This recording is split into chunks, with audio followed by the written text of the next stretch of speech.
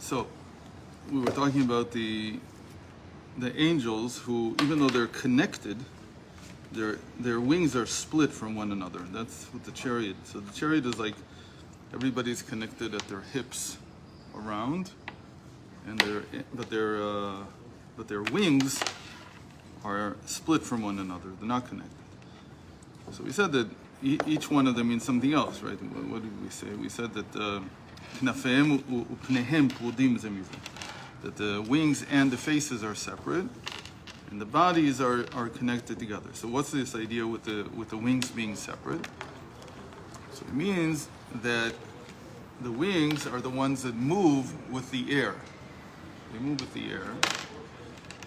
And so in the vision of the chariot, it means that each one of them is receiving like a different wind, or they can react differently to the wind. So one of the things that comes out of this is that Michal, he flies very quickly. He goes all in one leap.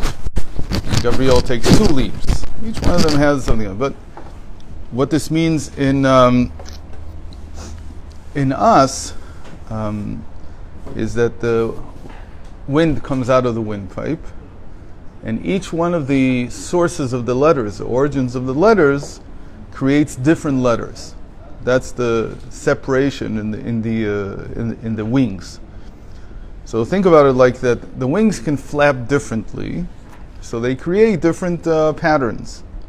So the same thing; it's all air coming out. That air, we said, is Hashem's.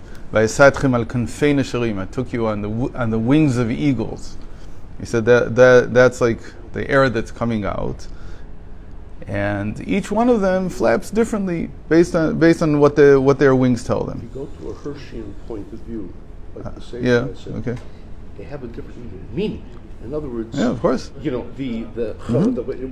give the intensity to the same word. Okay. Right. It seems there's many different variations that can be created because of this.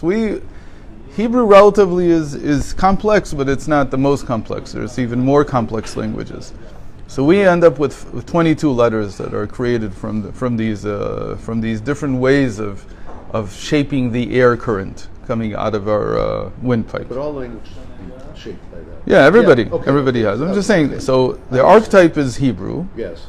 And it's interesting that it's very close to English, for instance, because one of the things that comes out, first of all, we have to say what these roots or origins of the letters are. So there's the guttural. Right.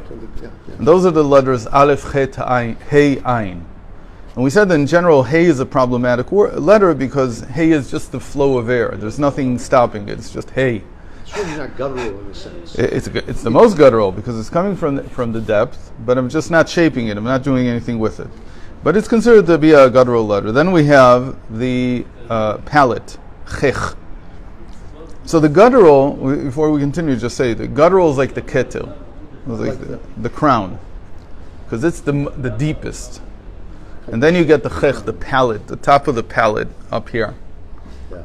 And that creates the letters Gichak, Gimel Yud Chaf Kuf. Okay, Gimel Yud Chaf and Kuf. This is the usual. I'm telling you how it is usually. He's going to change it a little here. That's the chokhmah. Why do we say that the palate is the chokhmah? Because the word palate in Hebrew is chech. So we say the chokhmah is chechma. That's how we understand it. So the beginning of Chachma is like the Chech itself, the palate itself. Then we have the tongue letters that are created with the tongue. What are those? Those are Shin, Tet, Lamed, Nun, Taf. They're created by the tongue. The tongue hitting on the palate or on the teeth a little bit, different places. Then we have the teeth letters, and those are the ones I love the most. Zuf Sheretz. Zayin, Samech, Shin, Reish, Tzadik. Okay. And we usually add, we say Zus Sheretz, it sounds like there's a Vav there, but there's no Vav. The Vav is in the next one, in the Sfatayim. And the lips, they're the Bumaf, they're called. Bet, Vav, Mem, and Pei. Okay. So how does this work? So the the lashon, again, the usual understanding is that this is keter, chokhmah, bina, das, and the midos. That's the usual understanding. But here, he's going to change it a little bit, and in general, all the Maimarim in the Chabad that treat this do this a little bit differently. The point is that there's 5 origins to they're called Chamish Motzot Otiyot, the 5 origins of the letters, and they're grouped. And this is like the most natural theory of language.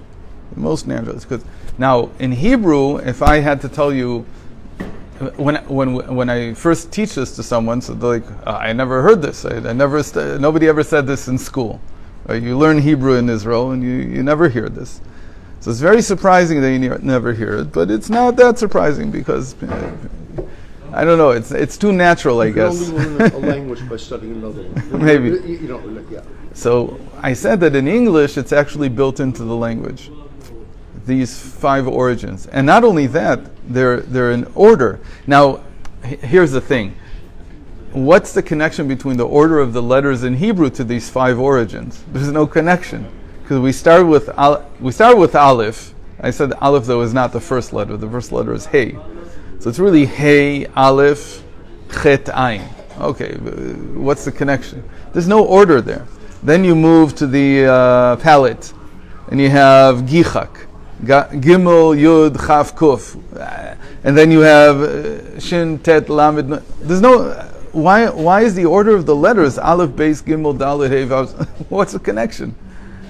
So the first thing to know is that the order of the letters. If I would say the order of the letters according to the way we utter them, it would be a completely different order. That would be a natural ordering of the Hebrew letters, and yet we don't use that. We don't find it anywhere, actually.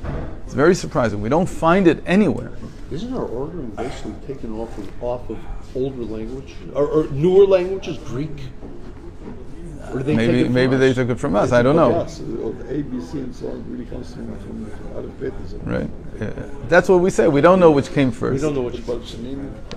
Historically, we don't know which came first. Even when we say this is the holy language, this is the language of God, we don't necessarily mean that that's what people first used. And so we have a medrash that says Adam spoke this language.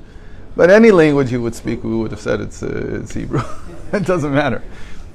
The point is that there's this dissonance between what's natural and what we use as humans.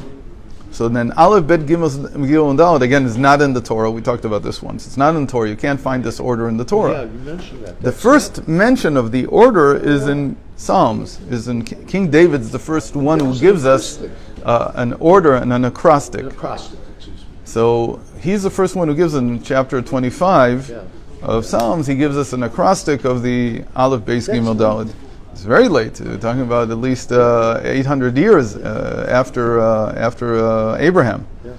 So it's very new. So where was this order all the time? So this is a very human order. But I said that in English, there's a remnant of it, of this natural order in the syllables. What are the syllables? A, E, I, O, U. Now try doing them. A is the guttural. E is the palate. It's exactly how it is. Or Gichak, Yud is the E, and then I is already you form it with your tongue. O is with your lips, and U is with the teeth.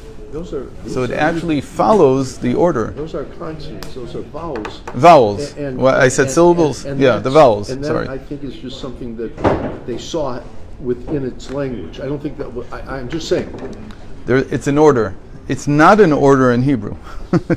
Oh, I see what you're saying. Okay, opposed to Hebrew. We don't really have vowels because we vowelize differently. Right. But even if now you ask, so what about the order of the vowels? We do have an order of the vowels. We'll need to talk about that next time. But even the order of the vowels is not according to that.